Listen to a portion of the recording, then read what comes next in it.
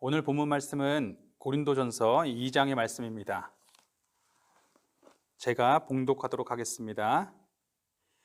형제들아, 내가 너희에게 나아가 하나님의 증거를 전할 때에 말과 지혜의 아름다운 것으로 아니하였나니 내가 너희 중에서 예수 그리스도와 그가 십자가에 못 박히신 것 외에는 아무것도 알지 아니하기로 작정하였음이라.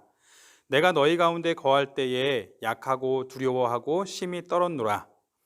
내 말과 내 전도함이 설득력 있는 지혜의 말로 하지 아니하고 다만 성령의 나타나심과 능력으로 하여 너희 믿음이 사람의 지혜에 있지 아니하고 다만 하나님의 능력에 있게 하려 하였노라. 그러나 우리가 온전한 자들 중에서는 지혜를 말하노니 이는 이 세상의 지혜가 아니요 또 이 세상에서 없어질 통치자들의 지혜도 아니요 오직 은밀한 가운데 있는 하나님의 지혜를 말하는 것으로서 곧 감추어졌던 것인데 하나님이 우리의 영광을 위하여 만세전에 미리 정하신 것이라. 이 지혜는 이 세대의 통치자들이 한 사람도 알지 못하였나니 만일 알았더라면 영광의 주를 십자가에 못 박지 아니하였으리라. 기록된 바 하나님이 자기를 사랑하는 자들을 위하여 예비하신 모든 것은 눈으로 보지 못하고 귀로 듣지 못하고 사람의 마음으로 생각하지도 못하였다 함과 같으니라. 오직 하나님이 성령으로 이것을 우리에게 보이셨으니 성령은 모든 것 곧 하나님의 깊은 것까지도 통달하시느니라. 사람의 일을 사람의 속에 있는 영 외에 누가 알리요? 이와 같이 하나님의 일도 하나님의 영 외에는 아무도 알지 못하느니라. 우리가 세상의 영을 받지 아니하고 오직 하나님으로부터 온 영을 받았으니 이는 우리로 하여금 하나님께서 우리에게 은혜로 주신 것들을 알게 하려 하심이라. 우리가 이것을 말하거니와 사람의 지혜로가 가르친 말로 아니하고 오직 성령께서 가르치신 것으로 하니 영적인 일은 영적인 것으로 분별하느니라. 육에 속한 사람은 하나님의 성령의 일들을 받지 아니하나니 이는 그것들이 그에게는 어리석게 보이며 또 그는 그것들을 알 수도 없나니 그러한 일은 영적으로 분별되기 때문이라. 신령한 자는 모든 것을 판단하나 자기는 아무에게도 판단을 받지 아니하느니라. 누가 주의 마음을 알아서 주를 가르치겠느냐? 그러나 우리가 그리스도의 마음을 가졌느니라. 아멘.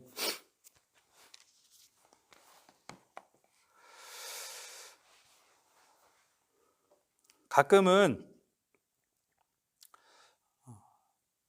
눈앞만 보고 살아가다가 눈앞의 일들만 보고 살아가다가 가끔은 멀리 보는 게 한 번쯤 필요하다라는 생각이 들기도 합니다. 매일같이 스마트폰을 들여다보고 TV 모니터를 들여다보고 아니면 가까이서 무언가를 하는 것을 하다가도 가끔 창밖을 내다보면서 멀리 있는 구름을 쳐다본다든지 아니면 산을 바라본다든지 저희가 살고 있는 이 초월은 눈만 뜨면 산이 보이니까 산을 본다든지 이렇게 하면서 멀리를 보게 될 때 문득 그런 생각이 듭니다. 아, 내가 참 멀리 보지 못하고 살았구나. 내가 늘 눈앞의 것들만 보고 있었지 이렇게 가까이 있는 산의 모양이 어떤지 아니면 하늘이 어떤지 잘 쳐다보지 못하고 살았구나 라는 생각이 들기도 합니다. 실제로 인생에서도 멀리 바라보는 것들이 한 번쯤은 필요하다는 생각이 듭니다. 왜냐하면 늘 우리는 눈앞의 일들만 바라보면서 눈앞의 일들에 쫓겨서 살아가기 때문입니다. 예를 들어서 제가 식물원에 갔는데 식물원에 들어가면서 앞에 있는 어떤 소나무를 발견합니다. 제가 보기에 그 소나무는 그저 그런가 보다라고 지나갈 수도 있죠.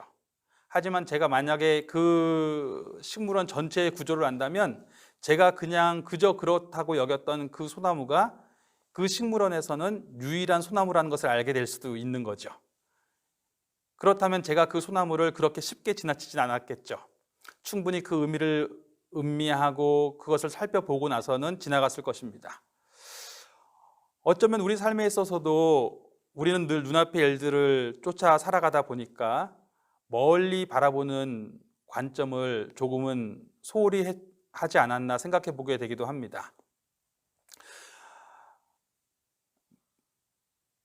어쩌면 내가 가고 있는 이 걸음들이 분명히 부지런하게 살아왔고 많은 일들을 하고 있는 것 같지만 정말 바른 방향을 향해서 가고 있는 건지 정말 제대로 하고 있는 건지는 어쩌면 내가 멀리 바라볼 때에만 알 수 있는 것일 수도 있기 때문입니다. 요즘에 코로나 바이러스 때문에 사실은 우리나라뿐만 아니라 전 세계가 굉장히 힘들어하고 있습니다. 죽음이라는 것이 이렇게 가깝게 있다는 것을 새삼 느끼게 되는 것이죠. 사실 눈앞의 일들을 쫓아 살아갈 때는 죽음은 나와 먼 이야기 같았지만 이번에 이 코로나 바이러스 때문에 죽음이 참 눈앞에 있구나라는 것을 생각해 보게 되기도 합니다. 사실 우리는 죽음은 늘 죽음 가까이에 있어 왔거든요. 그러니까 작년에 제가 신문을 찾아보니까 작년에 우리나라에서 죽은 사망자 수가 약 30만 명 정도가 됩니다. 그중에 교통사고로 죽으신 분들이 한 3,500명 정도 되고 길을 걷다가 죽은 사람이 또 한 1,500명 정도가 되고 또 자살로 돌아가신 분들이 한 13,000명 이상이 되고 그런가 하면 지금 우리가 걱정하는 폐렴이나 뇌졸중 이런 일들로 혹은 암이나 그런 것들로 돌아가신 분들이 또 굉장히 많더라고요. 2018년에는 단 하루 동안에 폐렴으로 돌아가신 분이 63명이 됐던 날도 있더라고요. 그만큼 사실은 이미 이런 병들은 우리에게 굉장히 가까이 있었던 것들인데 사실 우리는 그 죽음에 대해서 그렇게 가깝게 느끼지 못하고 살아가다가 이번에 이 코로나 바이러스를 경험하면서 죽음이 내 눈앞에 있구나라는 것을 경험해 보게 되기도 합니다. 죽음이 내 눈앞에 있구나라는 것을 생각하게 되자 우리는 다시 되묻기 시작하게 되는 거죠. 사실은 우리가 위기의 순간이라고도 이야기하고 벼랑 끝에 선 순간이라고도 이야기하고 혹은 죽음의 위기, 즉 죽음 앞에 가까이 서게 된 순간이라고도 이야기할 수 있는데 어떻게 이야기하든지 간에 그런 순간들에 서게 되면 우리는 참 많은 생각을 하게 될 겁니다. 그리고 우리가 이미 지난 2주 동안 얘기했던 것처럼 위기의 순간에 우리가 하게 되는 가장 핵심적인 것은 우리가 가장 중요하다고 생각하는 것, 내가 가장 중요하게 여겼던 것, 그것이 무엇이었는지를 다시 한번 발견하게 되는 것입니다. 제가 미국에 있을 때 우리 교수님 중에 한 분이 그 초상집, 그 장례식을 다녀오셔서 이제 미국 분인데 다녀오셔서 얘기를 해주시는 거예요. 갔다 왔는데 미국은 장례식장에 가면 이 친지들이나 아니면 친구들 사람들이 이렇게 한 명씩 나와서 자기가 이 고인을 어떻게 기억하는지에 대한 이야기들을 나누어 주는 그런 문화가 있지 않습니까? 그런데 그 문화 가운데 한 명 한 명 나와서 이야기를 하는데 하나같이 얘기하다 보니까 공통점이 있는 거예요. 뭐냐면 어떤 친구가 나와서 이야기하기를 이 고인은 저랑 볼링을 참 자주 치러 갔습니다. 그 사람은 볼링을 정말 좋아했습니다. 그러다가 딸이 나와서 하는 얘기가 저희 아빠는 볼링을 정말 좋아했습니다. 늘 볼링장에 가서 사셨습니다. 또 그의 가까운 친척이 와서 또 하는 얘기가 그분은 고인은 정말 볼링의 용품이 없는 것이 없을 정도로 볼링을 좋아했습니다. 다 볼링 얘기만 하더라는 거예요. 즉 그분의 인생에서 사람들이 기억하는 건 볼링이죠. 그분의 인생에서 제일 기억 남는 건 볼링밖에 없는 거죠. 볼링만 좋아했다고 나쁘다는 게 아니라 볼링이 그분의 인생에 제일 중요하게 여겼던 것이구나 라는 것을 알 수 있다는 거죠. 저도 제가 이제 공부할 때 한 번은 그 장학금 때문에 추천서를 부탁했던 적이 있습니다. 한 번은 제가 다니고 있었던 그 The Crowded House라고 하는 그 영국의 어떤 공동체 교회였는데 그 교회 목사님이 꽤 유명하신 분이셨어요. 그래서 제가 그 목사님한테 제 추천서를 좀 부탁을 했죠. 그런데 그 추천서를 받아 보니까 여러 가지 내용들 중에 제일 눈에 띄는 눈에 띄는 그 문장이 뭐냐면 이 사람은 가정을 참 잘 돌보는 사람입니다 라고 내용이 나오는 거예요. 그리고 그 내용이 사실은 제일 핵심적으로 나와 있더라고요. 이 사람이 뭐 학문적 능력이 뛰어납니다, 이런 얘기를 좀 써줬으면 좋겠는데, 솔직히 그분이 나를 잘 모를 수도 있으니까 다른 건 모르겠고, 여하튼 간에 가정을 참 잘 돌봅니다라는 내용이, 여러 가지 내용이 나오더라고요.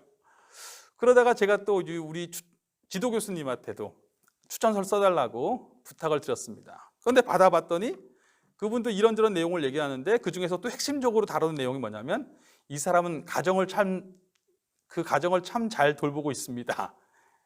즉, 제가 외국에서 생활하면서 그 가족들이 사실은 이제 외지에 있다 보니까 어쩔 수 없이 가족에 더 이렇게 좀 치중하게 되는 부분도 있었는지 모르겠는데, 하여간 그분들의 비친 저의 모습은 가족을 굉장히 아끼고 가족을 굉장히 잘 돌보는 사람이었나 봅니다.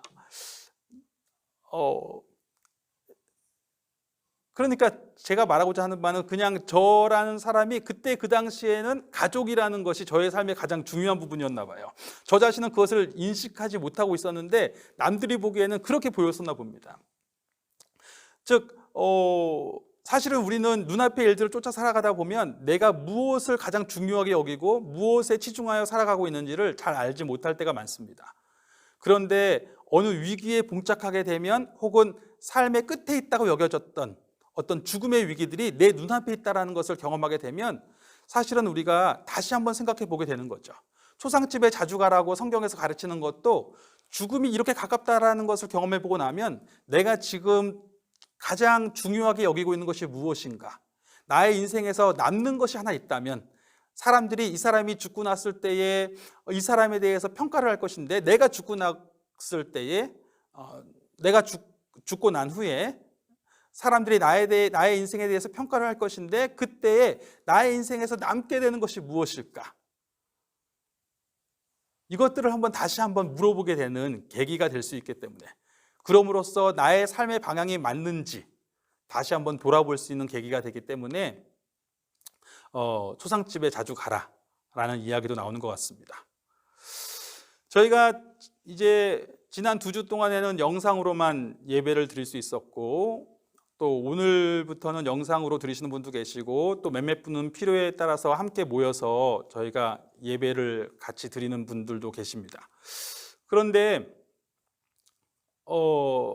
우리가 지난 이 3주 동안, 2주 동안에 나누었던 내용이 뭐냐면, 이 위기 상황 속에서 어쩌면 우리도 기회가 될 수 있겠다라는 이야기를 했었습니다. 무엇이냐면, 이 위기 속에서 우리가 내리는 중요한 결정들이 있거든요. 그 결정들을 내리는 기준이 무엇일까? 그 기준을 보면 결국 우리가 붙잡고 있는 것이 무엇인가를 알 수 있는 거죠. 사실 우리가 한평생을 그리스도인으로 살았다고 이야기하는데, 자, 그리스도인으로 살았다고 했을 때에 나의 삶의 가장 중심된 기준은 무엇이었을까? 갑자기 주일 예배를 예배당에서 함께 드리지 못하게 된 이런 상황들, 함께 찬양하기도 어렵고 함께 모여서 교제하기도 어렵게 된 이런 상황들 속에서, 혹은 개인적으로는 죽음의 위기가 이렇게 가깝게 느껴지게 되는 이런 순간 속에서 우리가 그리스도인으로서 붙잡고 있는 것은 무엇일까? 우리가 가진 것은 무엇일까? 혹 말을 바꾸면, 우리가 만약에 우리의 인생이 이렇게 끝난다면 다른 사람들이 우리를 바라보면서, 혹은 내 자신이 그리스도인으로서 내게 남은 것이 한 가지 있다면 그것은 무엇이었을까? 한번 되물어보는 시간이 될 수 있다는 것입니다.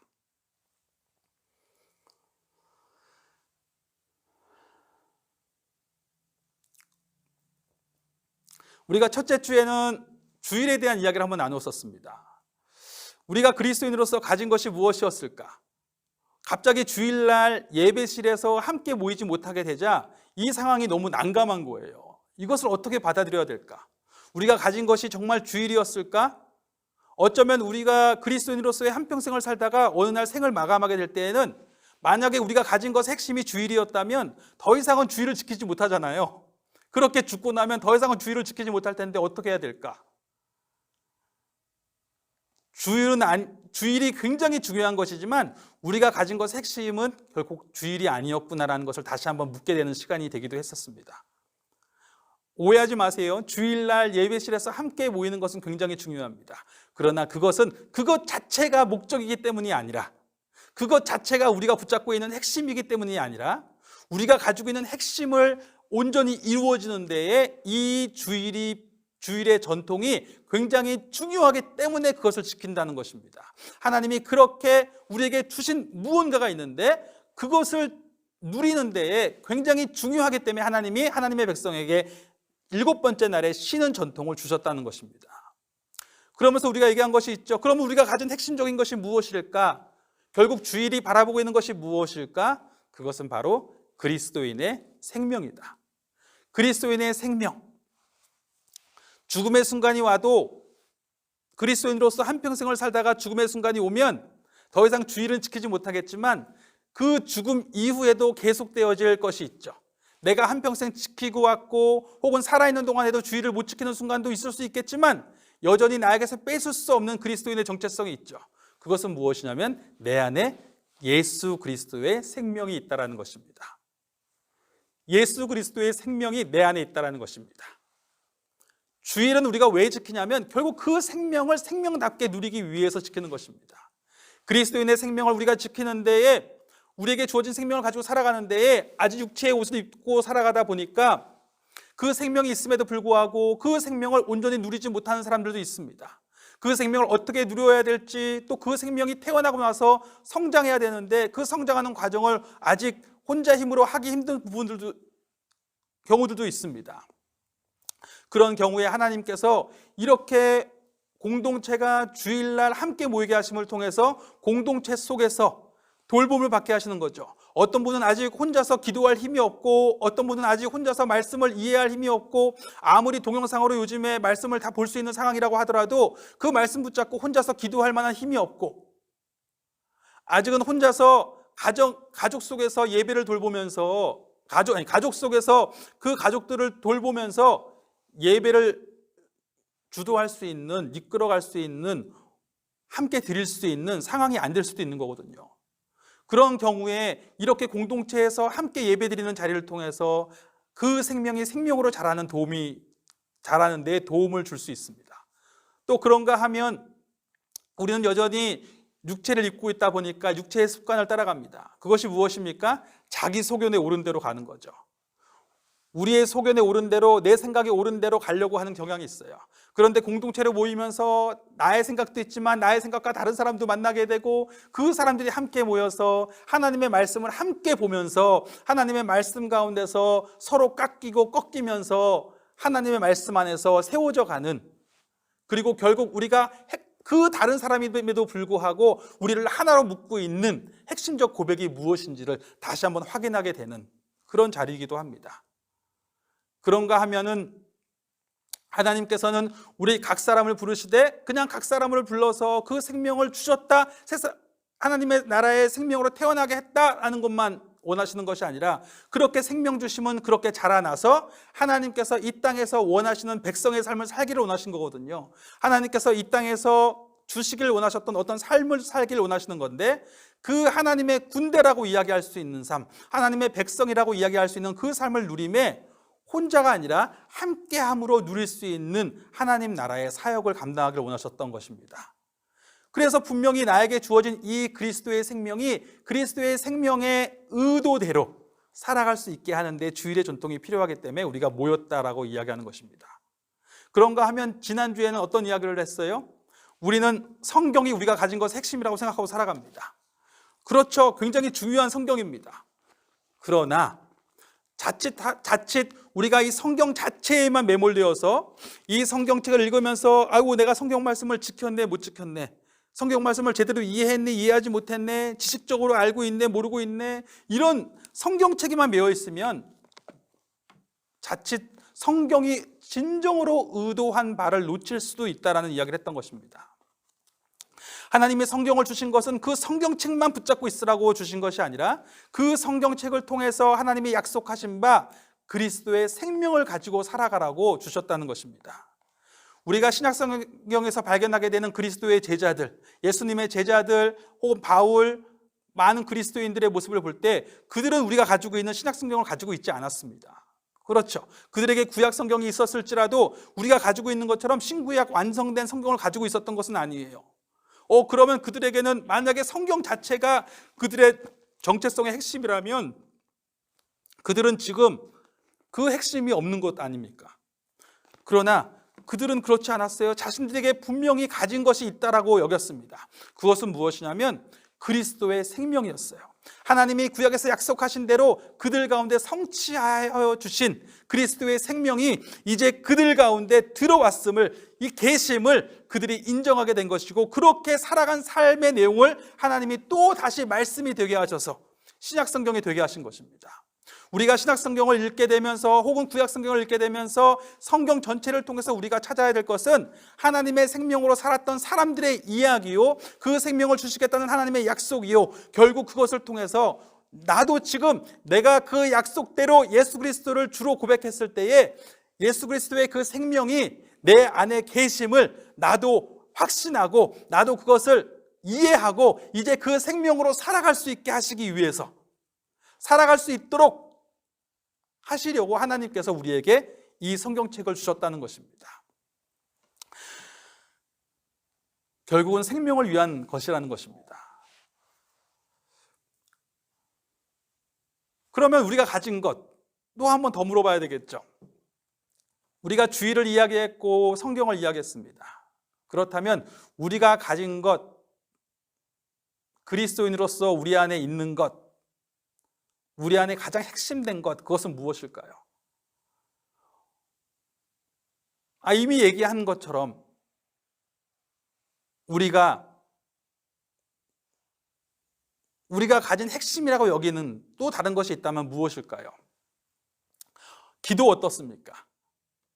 그리스도인이 되고 나서 가장 많이 듣게 되는 얘기 중에 하나가 기도 아닙니까? 기도라는 이야기를 많이 듣게 됩니다.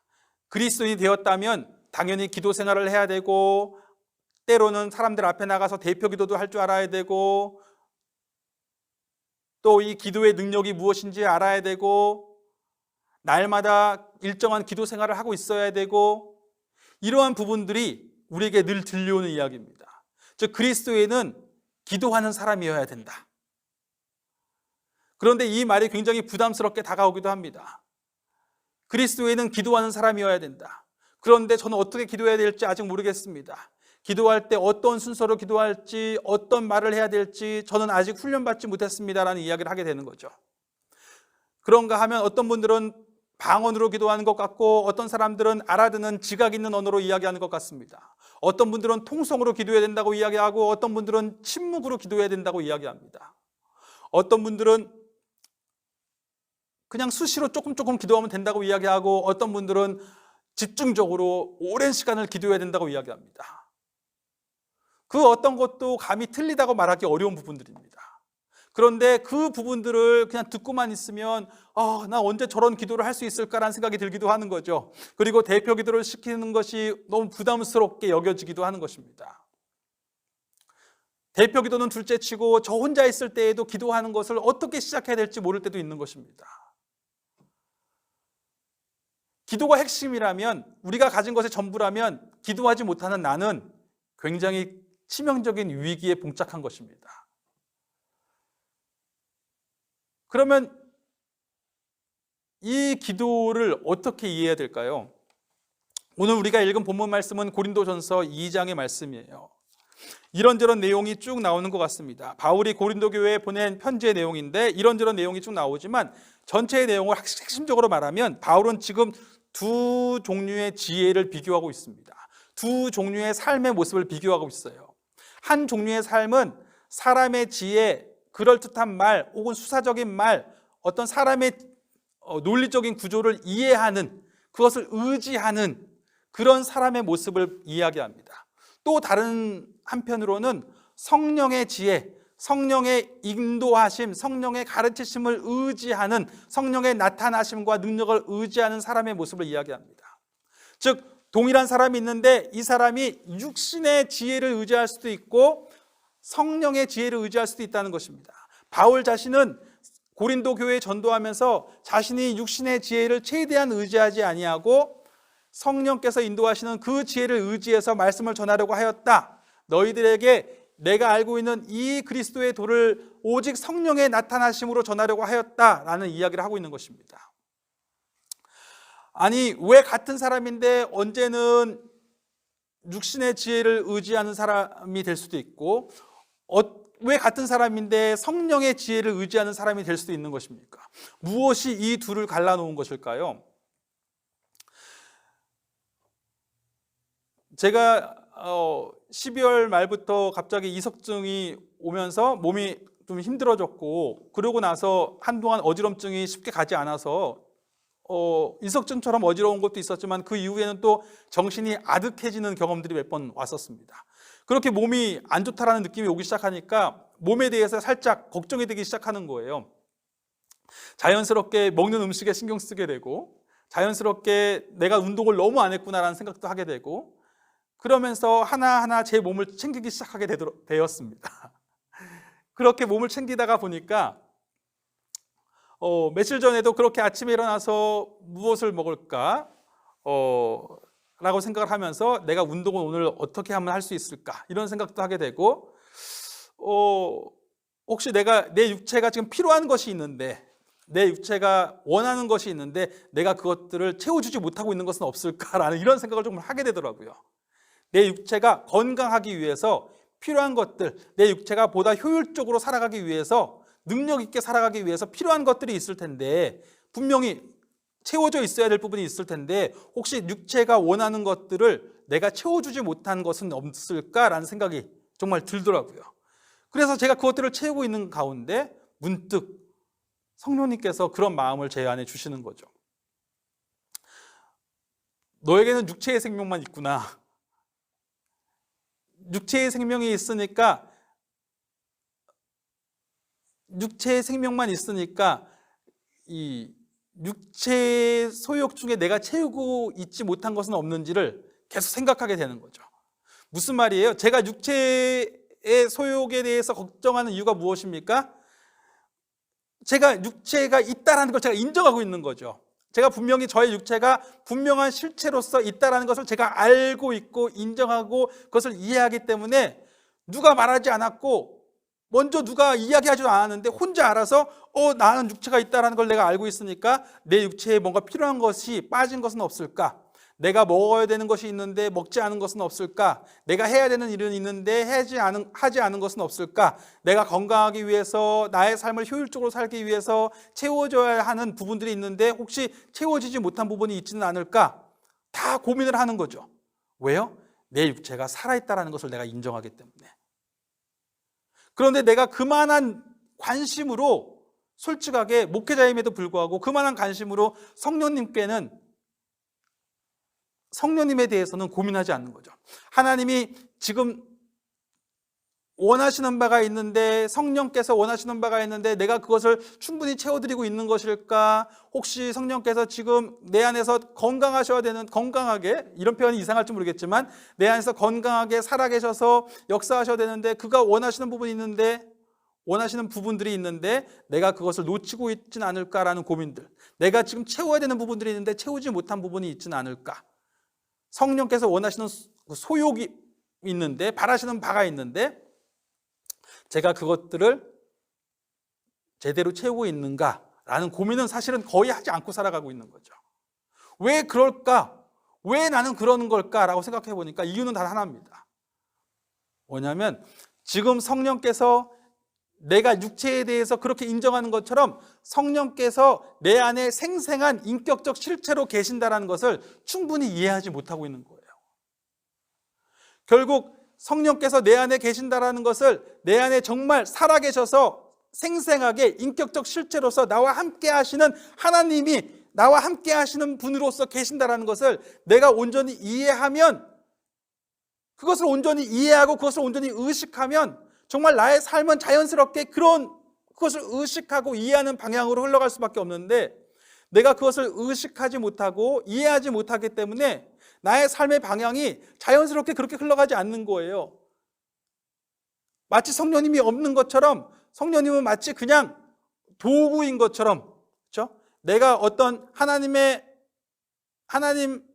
소통할 때 잠깐 필요한 도구인 것처럼, 잠깐 왔다 가는 스쳐가는 바람인 것처럼, 그렇게 그냥 성령님을 스쳐 지나가는 바람 정도로 그렇게 여기며 살아온 것일지도 모른다는 것이죠.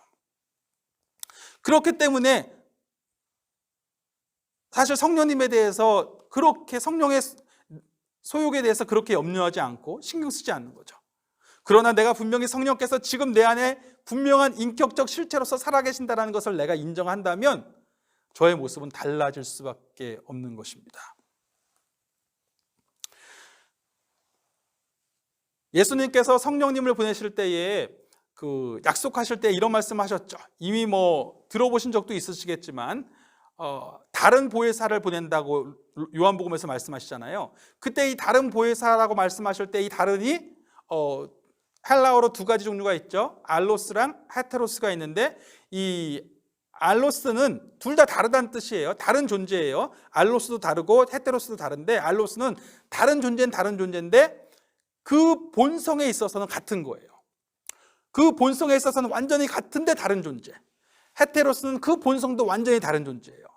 즉 그런데 예수님이 성령님을 보내실 때에는 이 알로스를 쓰시거든요. 그리고 파라클레토스 성령님을 이 보혜사라고 이야기할 때 이 보혜사라는 단어는 변호인도 될 수 있고 중재자도 될 수 있고 대변인도 될 수 있는 어떤 그런 존재예요. 그런데 그분이 어떤 존재냐면 그렇게 나한테 오셔서 도우시는 분, 대변인, 보호자, 상담자 이런 역할을 다 하시는데 중재자 이런 역할을 다 하시는데 이 분이 예수님과 다른 분이지만 본성적으로 같은 분이라고 이야기하시는 것입니다. 즉 예수님 같은 분이 좀 예수님 자신과 똑같으시 다른 분이 오셔서 그가 우리 안에서 예수님께서 우리에게 가르치신 모든 것들을 생각나게 하시고 예수님께서 우리 안에 이루신 일을 우리 안에 확증하셔서 그것으로 살아가게 하신다는 것입니다. 즉 예수님이 우리의 주가 되셨을 때에 이제 성령께서 오셨다는 것은 예수님과 같은 본성이신 그 성령께서 우리 안에 오심으로 말미암아 예수님의 생명이 우리 안에 오신 것과 같은 것이라는 것입니다. 그래서 성령으로 말미암아서 나는 어떤 일을 하게 되냐면 예수 그리스도를 주로 고백할 수 있게 되는 것이죠. 예수 그리스도가 나의 주님으로 지금 나의 그리스도의 생명이 나의 삶 가운데 계심을 이제는 내가 사는 것이 아니고 오직 내 안에 그리스도께서 사시는 것임을 그리스도의 생명이 내 안에 분명한 인격적 실체로서 성령님을 통해서 지금 살아서 함께하고 계심을 제가 고백하게 된다는 것입니다. 또 성령님은 자녀의 영이라 성령님을 통해서 하나님을 아버지라고 고백하게 되는 거죠. 예수님이 하나님을 아버지라고 고백했던 것처럼 나도 성령님 안에서 그리스도의 생명이 있기 때문에 나도 하나님을 아버지라고 고백하며 그렇게 나아갈 수 있는 것. 즉 성령님 안에서 나는 삼위 하나님과 인격적으로 그 삼위 하나님과 온전히 함께하는 삶을 경험하게 된다는 것입니다. 즉 이 성령님은 다시 말하면 어떤 도구 스쳐가는 바람이 아니라 하나님 그 자신이시라는 거예요. 분명히 살아계신 하나님의 인격적 실체라는 것입니다. 그 성령이 우리가 예수 그리스도를 주로 고백할 때에 선물로서 우리에게 부어졌다는 것입니다. 오셨다는 것입니다. 그렇다면 내가 성령님을 대하는 것은 지금 하나님께서 인격적인 실체로서 생생하게 나와 함께하고 계신 거거든요. 성령님이 지금 나와 함께하고 계신 것입니다. 그리스도의 생명이 내 안에 분명하게 살아서 함께하고 있는 거예요. 그런데 어떻습니까? 우리가 그렇게 인격적 실체로서 지금 내 곁에 계시고 내 안에 계시고 내가 그 안에 머물고 그렇게 함께하고 있는 이 성령님을 정말 인격적인 분으로 제가 모시고 있는 것일까요? 아까도 말했지만 제가 제 육신에 대해서, 제 육신의 소욕에 대해서, 제 필요에 대해서 날마다 고민하는 이유는 제 육체가 살아있다는 것을 제가 인정하기 때문에 그렇습니다. 그렇다면 내가 성령님에 대해서도 정말 그분이 내 안에 살아있다는 것을 내가 정말 온전히 이해하고 있다면, 그것을 온전히 의식하고 있다면 저의 삶은 자연스럽게 그 성령님의 필요들을 채우려고 하는 방향으로 나타날 수밖에 없다는 것입니다. 또 성령님께서 계시기에 그 계심의 자연스러운 반응들이 저희에게서 나올 수밖에 없다는 것입니다. 사실 그것이 핵심입니다. 그것이 우리가 가지고 있는 핵심이죠. 그리고 그 핵심이 온전하게 세워지게 되면 정말 성령님께서 인격적인 실체로서 지금 내 옆에 계신다는 것을 내가 이해하게 되면, 내 안에 계신다는 것을 온전히 이해하게 되면, 의식하게 되면 자연스러운 변화들이 일어나기 시작하는데, 그 변화들 중에 가장 빠른 것 중에 하나가 무엇이냐면 바로 기도라는 것입니다. 바로 기도죠. 그렇지 않으세요? 새로운 분을 만났어요. 그러면 그 만난 분이랑 제일 먼저 하는 것이 무엇입니까? 인사하시죠. 인사하고 그분과 대화를 나누기 시작하죠. 누군가와 함께 계속 있게 되었어요. 계속 그 사람과 함께 있게 되었어요. 그러면 그 사이에 있게 되는 것이 무엇입니까? 대화죠. 그리고 그 대화는 뭐 사소한 것부터 시작해서 정말 어떤 일을 할 때에 보고만 있을 거예요? 도와줄 수 있을까요? 라고 분명히 옆에 있는 걸 아니까 도와줄 수 있을까라고 물어볼 수도 있고, 분명히 옆에 있는 걸 아니까 혹시 이거에 대해서는 어떻게 생각하세요? 라고 물어볼 수 있고, 나는 지금 이렇게 할까 생각하는데 어떻게 보세요? 라고 물을 수 있고, 자연스럽게 그러한 대화들이 오고 가게 된다는 것입니다.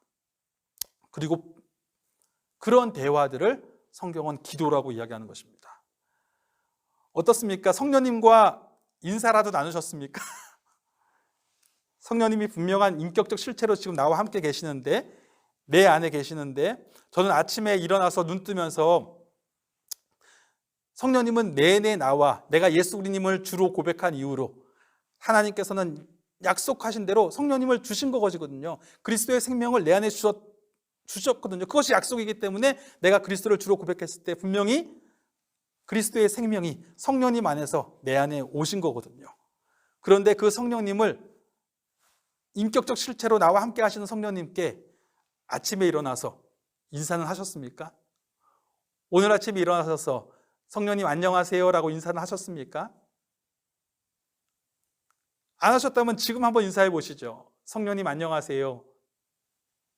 성령님 안녕하세요.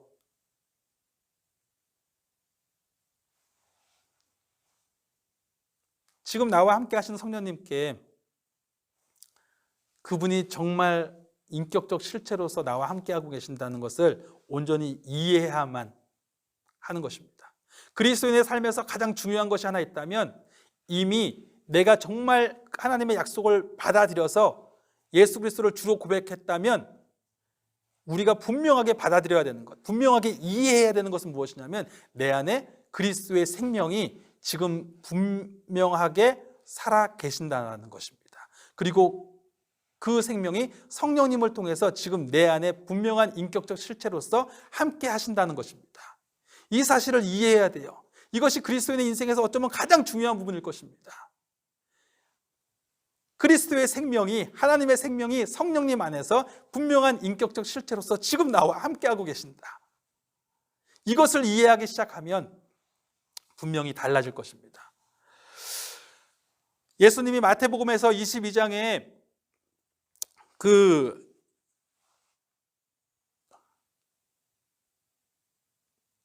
사두개인들의 도전을 받죠. 그 사람들이 와서 하는 얘기가 우리가 뭐 그전에도 이런 얘기를 많이 나눴겠지만, 어떤 여인의 이야기를 하죠. 첫 번째 7명의 형제가 있었는데 첫 번째 마지가 여인과 결혼을 했어요. 그런데 아이를 못 낳고 죽었습니다. 그러자 이스라엘 풍습에 계대 결혼이라고 해서 첫째가 아이를 못 낳으면 그 동생이 형수와 잠을 자서 그 아이가 형의 유업을 잇게 하죠. 그런데 동생과 결혼했는데 동생도 죽었어요. 셋째가 결혼했는데 셋째도 죽었어요. 넷째가 결혼했는데 넷째도 죽었어요. 다섯째, 여섯째, 일곱째까지 다 죽었습니다. 이런 이야기를 만들어낸 거예요. 그렇게 사두개인들이 이야기를 만들어내면서, 그러면 나중에 부활의 때에 예수님 당신은 부활이 있다고 이야기하는데 부활의 때에 이 여인은 누구의 아내가 되겠습니까? 라고 이야기하면서 그런 게 어딨냐라고 예수님을 공격하려고 하는 거예요. 그런데 그때 예수님이 말씀하시죠. 너희가 성경을 몰라도 너무 모른다. 너희는 성경에서 아브라함의 하나님, 이삭의 하나님, 야곱의 하나님이라고 부르는 것을 보지 못하였느냐? 하나님은 산자의 하나님이시다라고 고백하는 것입니다. 하나님은 산자의 하나님이시다라고 예수님이 그들에게 가르치십니다. 무슨 말이에요? 나중에 어떻게 될지 그런 것이 중요한 게 아니라, 정말 중요한 것은 나중에 어떻게 될지에 대한 이야기를 하면서 그 사두개인들이 의도한 건 뭐예요? 지금 그 앞에 살아계신 예수님, 지금 그들의 눈앞에 살아계신 예수님과의 관계는 거부하는 거예요. 그냥 그 예수님을 거부하기 위해서 하는 얘기가, 나중에 죽어서 그러면 그렇게 결혼했을 때 누구의 아내입니까? 나중에 대한 이야기, 미래에 대한 이야기를 하는데 예수님은 하나님의 관계를 제대로 이해했다면, 성경 전체가 말하는 바를 제대로 이해했다면 정말 하나님과의 관계에서 너희들이 물어야 될 질문은 무엇이냐면, 지금 내가 하나님과의 관계를 살아서 누리고 있는가? 지금 내 안에 살아계신 하나님, 지금 사셔서 우리 삶을 다스리시는 이 하나님과의 관계를 내가 온전히 누리고 있는가? 이 질문이다라는 것입니다. 아브라함 때는 아브라함의 하나님이었고, 이삭 때는 이삭의 하나님이었고, 야곱의 때는 야곱의 하나님이었어요. 야곱은 하나님을 나의 하나님이라고 부른 것이고, 이삭도 하나님을 나의 하나님으로 부른 것이고, 야곱도 하나님을 나의 하나님으로 부른 것이죠. 그에게 그때 그는 하나님과 살아있는 관계를 누릴 때에 그의 하나님인 것이었고, 하나님이었던 것입니다. 그런데 지금 현재의 관계에는 관심이 없고, 그냥 지금 내가 하나님이 나의 하나님이면 나중에도 그 하나님이 나의 하나님이겠지만, 중요한 것은 지금 나의 하나님이 아니면 나중에도 나의 하나님이 아닌 거예요. 그렇죠?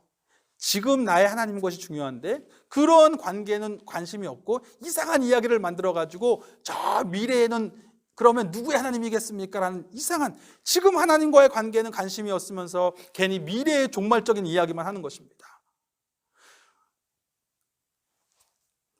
제가 미국에서 공부할 때에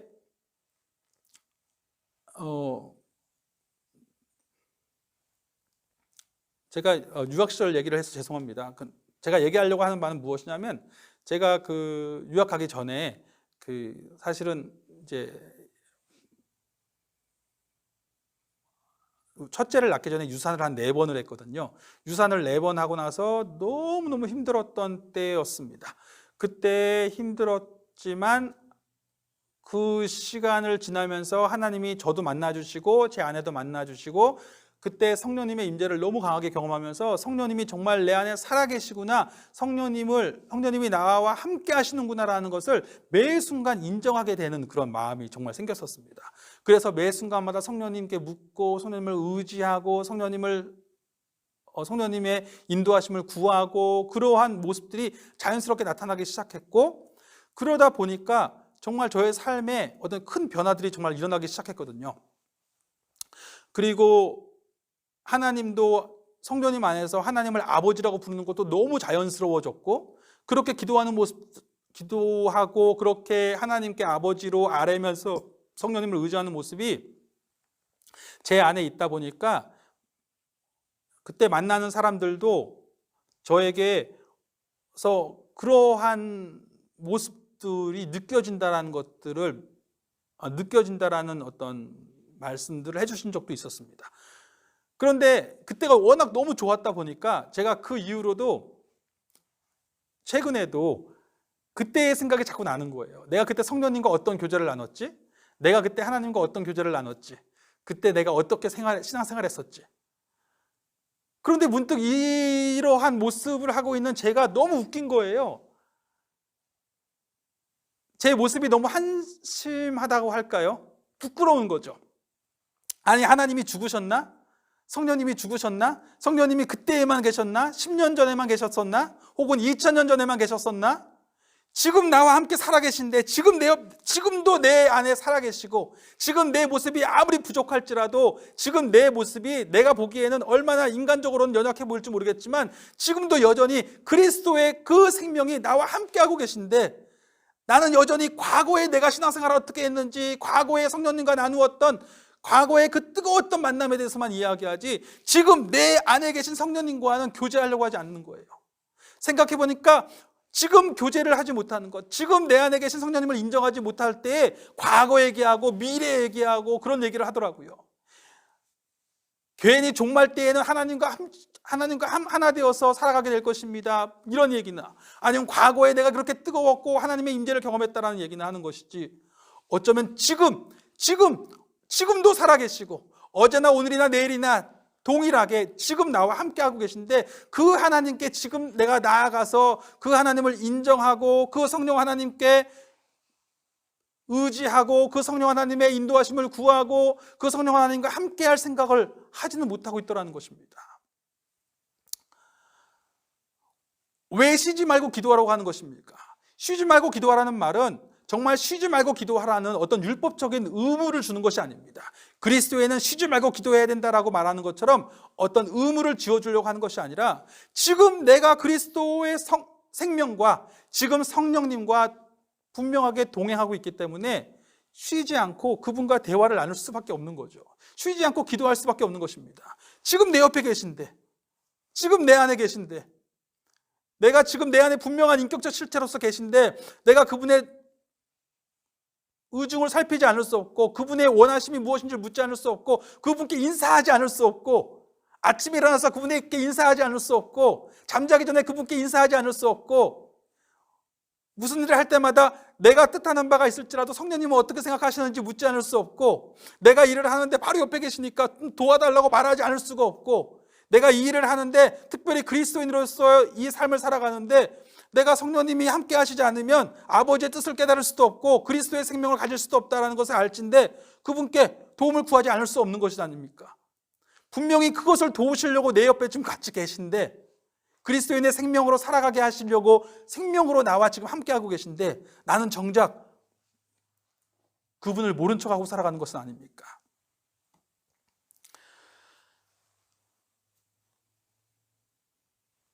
정리하면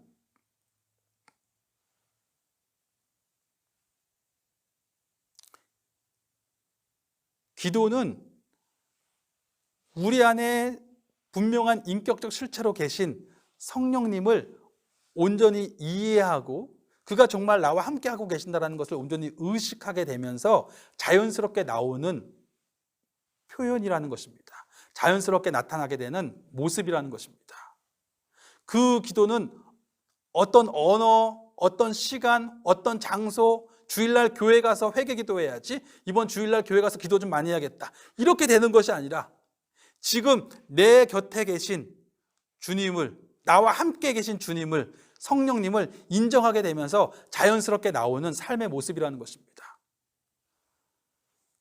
또 말을 바꾸면 그렇게 기도한다는 것은 성령님을 인정하는 행위가 되는 거예요. 그래서 내가 지금 기도한다는 것은 성령님을 인정하는 거죠. 그렇죠.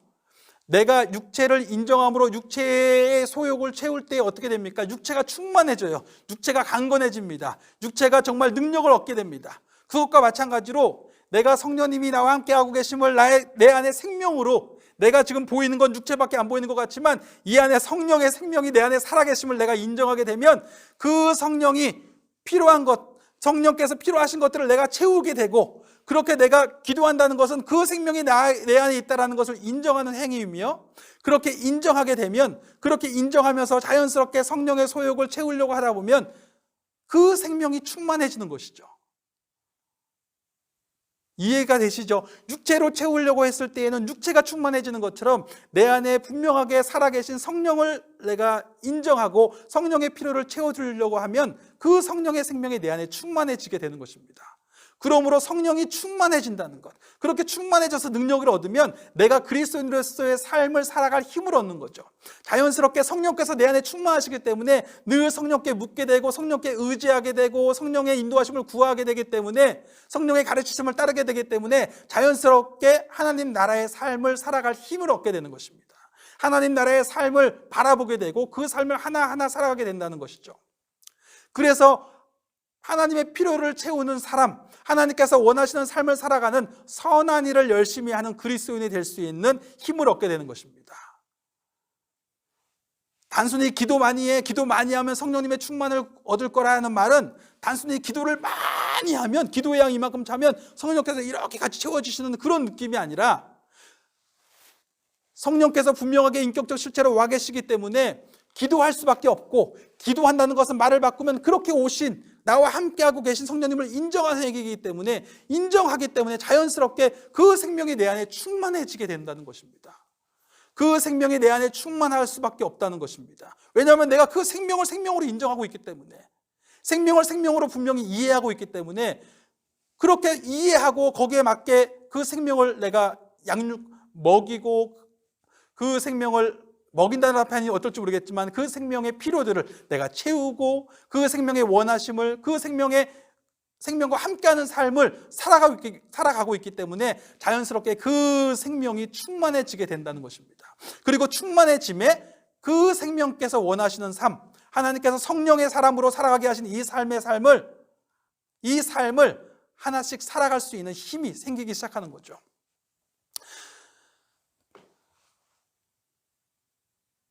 그렇기 때문에 오늘 우리는 다시 한번 물어보아야 합니다. 우리는 우리가 가진 것을 온전히 이해하고 있는가? 우리가 가진 것은 주일이 아니라 생명이고, 성경이 아니라 생명이고, 기도가 아니라 그리스도의 생명, 성령님이 우리 안에 계시다는 것입니다. 그것이 우리 안에 핵심으로 있는 것이고, 그 생명을 우리가 알고 있기에, 그 생명 계심을 온전히 이해하고 있기에, 그 생명을 위해서 주일의 공동체 모임을 지키는 것이요, 그 생명을 위해서 성경 말씀을 계속적으로 출발점이기도 했을 뿐더러 또 계속적인 방향으로, 기준으로 성경 말씀을 계속 가까이 하는 것이요, 그 생명 계심을 인정하기 때문에 우리는 오늘도 계속 그분과 기도로서 교제를 나누고 동역하고 그분과 하나 된 삶을 살아간다는 것입니다. 그러므로 다시 한번 우리가 질문할 것은 이것입니다. 성령님, 저는 지금 성령님께서 제 안에 분명한 인격적 실체로서 계신다는 것을 제가 온전히 이해하고 있습니까? 그것을 온전히 이해한다면 분명히 삶이 바뀔 것입니다. 그리스도인의 삶의 영광이 무엇인지를, 그 능력이 무엇인지를 하나하나 자연스럽게 경험하게 될 것입니다. 기도하겠습니다.